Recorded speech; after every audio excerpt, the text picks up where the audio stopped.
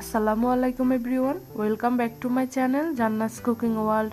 আশা করছি আল্লাহর রহমতে আপনারা সবাই ভালো আছেন। আজকে আমি আপনাদের জন্য নিয়ে এসেছি চিকেন এবং আলু দিয়ে অসম্ভব মজাদার একটি কাবাব রেসিপি। এই কাবাবগুলো বানাতে খুব অল্প সময় লাগে এবং অল্প উপকরণ দিয়েই বানিয়ে নেওয়া যায়। আশা করছি আমার আজকের ভিডিওটি আপনাদের কাছে ভালো লাগবে। চলুন তাহলে শুরু করি। প্রথমে আমি এখানে 3 পিস ছোট সাইজের আলু নিয়েছি। এরপর নিয়েছি হাড় ছাড়া 2 পিস মাংস। আপনারা চাইলে মাংসের পিসগুলো আরও ছোট করেও কেটে নিতে পারেন। এবার এর মধ্যে দিয়ে দিচ্ছি স্বাদমতো লবণ। এবার দিয়ে দিচ্ছি 1 চা চামচ পরিমাণ গোলমরিচের গুঁড়া। এবার দিয়ে দিচ্ছি 1 কাপ পরিমাণ পানি। মুরগির মাংস এবং আলু সেদ্ধ হতে বেশি পানির প্রয়োজন নেই, তাই অল্প পানি দিয়ে এগুলো সেদ্ধ করে নিতে হবে। চুলার মিডিয়াম আঁচে আমি পাত্রটা চুলার উপরে বসিয়ে দিয়েছি।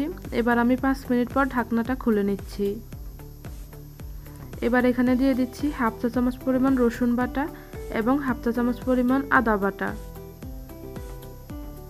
এবার সবকিছু একসাথে মিশিয়ে নিচ্ছি এবং মাংসের পিসগুলো উল্টে দিচ্ছি যাতে খুব ভালোভাবে সেদ্ধ হয়ে যায়। মাংস এবং আলু থেকে পানিটা পুরোপুরি শুকিয়ে নিতে হবে, না হলে কিন্তু কাবাব খেতে ভালো লাগবে না। এবার আমি ঢাকনা দিয়ে ঢেকে দিচ্ছি পানি শুকিয়ে যাওয়া পর্যন্ত। পানি পুরোপুরি শুকিয়ে গিয়েছে এবং মাংস ও আলুও সেদ্ধ হয়ে গিয়েছে। এবার গরম অবস্থায় মাংসগুলো খুলে নিতে হবে এবং আলুও ম্যাশ করে নিতে হবে। গরম অবস্থায় আলু খুব ভালোভাবে ম্যাশ করা যায়। মাংসগুলো ছাড়িয়ে নিয়েছি এবং আলুও ম্যাশ করে নিয়েছি। এবার সবকিছু একসাথে খুব ভালোভাবে মিশিয়ে নিতে হবে।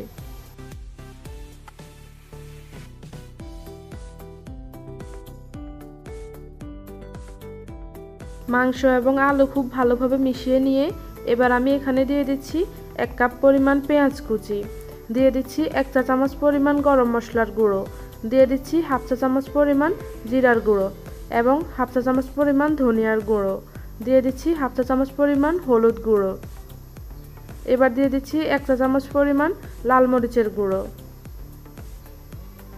এবার দিয়ে দিচ্ছি একটি ডিম। এবার সব কিছু একসাথে খুব ভালোভাবে মেখে নিতে হবে। আপনারা যদি ঝাল খেতে বেশি পছন্দ করেন তাহলে এখানে কাঁচামরিচ দিয়ে দিতে পারেন। সব কিছু মেখে নিয়ে এবার আমি এখানে দিয়ে দিচ্ছি সামান্য পরিমাণ চালের গুঁড়া। আপনারা চাইলে এখানে ব্রেড ক্রাম্বসও ইউজ করতে পারেন। চালের গুঁড়া দিয়ে মেখে নিয়েছি। এবার আমি এখানে দিয়ে দিচ্ছি একটি ডিম। এবার সব কিছু একসাথে খুব ভালোভাবে আবারও মিশিয়ে নিতে হবে।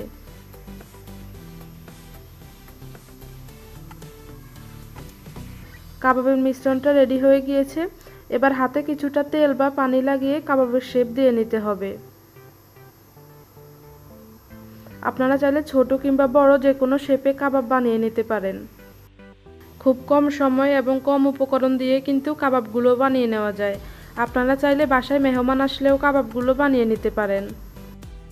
যারা এখনও আমার চ্যানেলটি সাবস্ক্রাইব করেননি তারা প্লিজ চ্যানেলটি সাবস্ক্রাইব করে দিবেন। আমি এখানে সবগুলো কাবাব বানিয়ে নিয়েছি। আপনারা চাইলে এভাবে ছড়িয়ে ডিপ ফ্রিজে ঠান্ডা করে নিতে পারেন। পরে একটি এয়ারটাইট বক্সে ভরে ডিপ ফ্রিজে সংরক্ষণ করতে পারেন। পরবর্তীতে যখন প্রয়োজন হবে তখন বের করে ভেজে নিতে পারবেন। এবার আমি এখানে নিয়ে নিচ্ছি একটি ডিম। এবার দিয়ে দিচ্ছি সামান্য পরিমাণ লবণ। এবার ডিমের সাথে লবণ খুব ভালোভাবে মিশিয়ে নিতে হবে।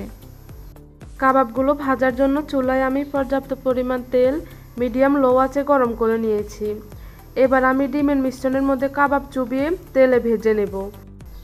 এভাবে ভাজলে কাবাবের স্বাদ দ্বিগুণ পরিমাণে বেড়ে যায়। আপনারা চাইলে ডিম নাও ইউজ করতে পারেন। চুলার আঁচ কিন্তু মিডিয়াম লোতে করে রাখতে হবে, না হলে উপরটা পুড়ে যাবে, ভিতরটা কাঁচা থেকে যাবে। এই কাবাবগুলো কিন্তু পোলাওর সাথে খেতে বেশ ভালো লাগে। আমার চ্যানেলে পারফেক্ট পোলাও রেসিপি আছে, আপনারা চাইলে দেখে নিতে পারেন। আমি লিঙ্কটা ডেসক্রিপশন বক্সে দিয়ে দেব। কাবাবগুলোর এক পাশ হয়ে আসলে আমি প্রায় 2 থেকে 3 মিনিট পর অন্য পাশ উল্টে দিচ্ছি। চুলার আঁচ কিন্তু অবশ্যই মিডিয়াম লোতে রেখেছি।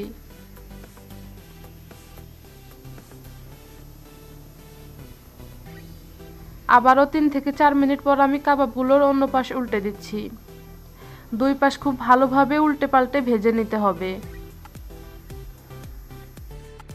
আমার কাবাবগুলো ভাজা হয়ে গিয়েছে, প্রায় 7 থেকে 8 মিনিটের মতো সময় লেগেছে। দুই পাশে যখন গোল্ডেন ব্রাউন কালার চলে এসেছে, এই পর্যায়ে আমি কাবাবগুলো তেল থেকে উঠিয়ে নিচ্ছি। ব্যাস তৈরি হয়ে গেল খুব সহজে চিকেন আলুর কাবাব রেসিপি। আপনারা চাইলে কাবাবগুলো এমনিও খেতে পারেন অথবা ভাত, পোলাও কিংবা খিচুড়ির সাথেও পরিবেশন করতে পারেন। বাসায় মেহমান আসলেও বানিয়ে দিতে পারেন অথবা মাঝে মধ্যে বাচ্চাদের আবদারও পূরণ করতে পারেন। আশা করছি আমার আজকের ভিডিওটি আপনাদের কাছে ভালো লেগেছে। ভিডিওটি ভালো লাগলে ভিডিওতে একটি লাইক দিবেন এবং চ্যানেলটি সাবস্ক্রাইব করে দিবেন। সবাই ভালো থাকবেন। আল্লাহ হাফেজ। আসসালামু আলাইকুম।